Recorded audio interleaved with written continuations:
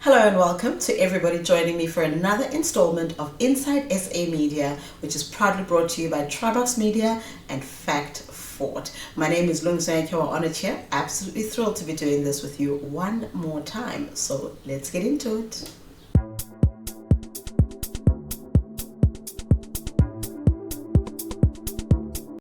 We've all seen them. Adverts showing children with flies around their faces and empty bowls in their hands. These were meant to raise money for food relief. But these images locked African children into a stereotype of helplessness, stripping them of dignity. Media has power. It informs, it inspires, and it can even change lives. But sometimes even the best intentioned media campaigns, whether anti-crime drives or charity appeals, can create consequences nobody planned for. Instead of helping, they stigmatize. Instead of uniting, they end up dividing. In today's episode, we explore the unintended consequences of media, the moments when stories meant to heal or solve end up causing harm. In the early 2000s, South Africa ran several high-profile anti-crime campaigns. You had billboards that read, "Don't be a statistic." There were headlines that were amplifying those daily crime reports. And some broadcasters went as far as dedicating special segments to violent crime. The intention here was to mobilize community and to pressure government into action. The result, however, was that a nation became obsessed with crime, and it also painted South Africa as irredeemably dangerous, not just abroad, but in the minds of ordinary South Africans. Some residents avoided inner cities entirely. Tourism took a bit of a dip, and crucially, studies showed that crime coverage often focused on violent attacks by black men, reinforcing racist stereotypes and deepening that mistrust between communities. So, stats showed that crime in South Africa rose steadily in the 1990s, but by the mid-2000s, certain categories like car thefts had actually dropped, but media coverage suggested that it was spiraling.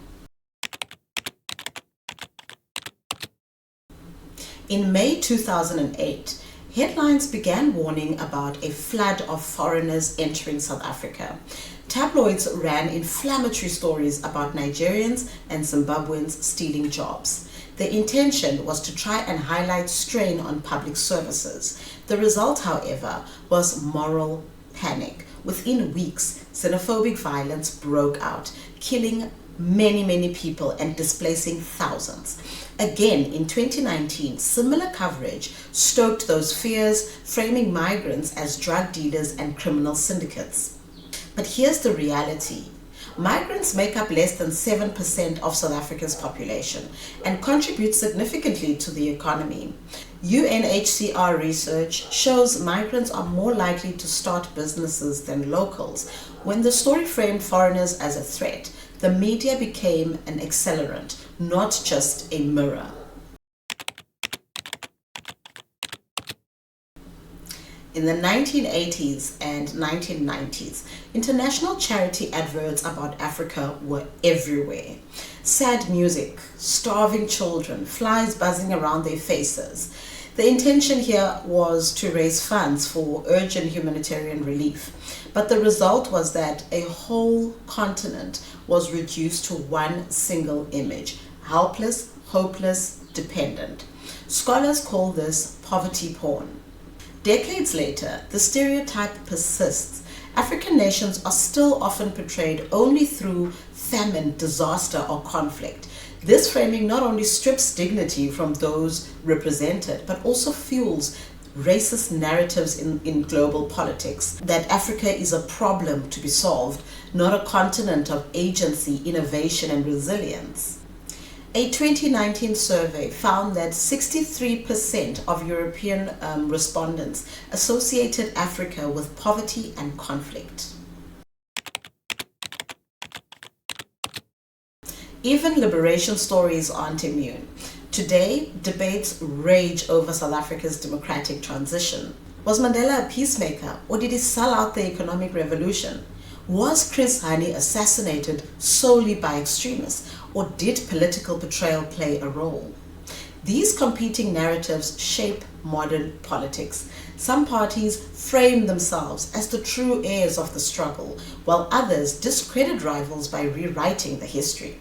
The unintended consequence here is that there's a generation that may be confused about the past and possibly divided about the future. When history is framed to serve the present, truth becomes a casualty. And in the digital age, the media's reach is amplified by algorithms. Facebook and X reward outrage. WhatsApp allows false voice notes to spread faster than corrections. A study in 2022 found that false information on Twitter spread 6 times faster than factual reporting. What this means is that when a harmful narrative takes root, whether about migrants, vaccines, or elections, the platforms themselves magnify the unintended consequence that comes from that. Media is never neutral. Every headline, every frame, every campaign has some ripple effect. Sometimes they save lives, sometimes they cost them. The lesson here is that we cannot afford to be careless with stories, but once released into the world, their consequences, whether it's intended or not intended, can shape how we see each other and how we see ourselves. So the next time we consume media, we should definitely ask ourselves, is this helping to build, or is it quietly breaking us apart? Thank you so very much for joining me for today's installment of Inside SA Media. I certainly hope that gave you some food for thought about the unintended consequence of media that we consume. That is it for today, and we'll see you next time for the next installment of Inside SA Media. From me, Lungiswehyo on a chair, it is goodbye.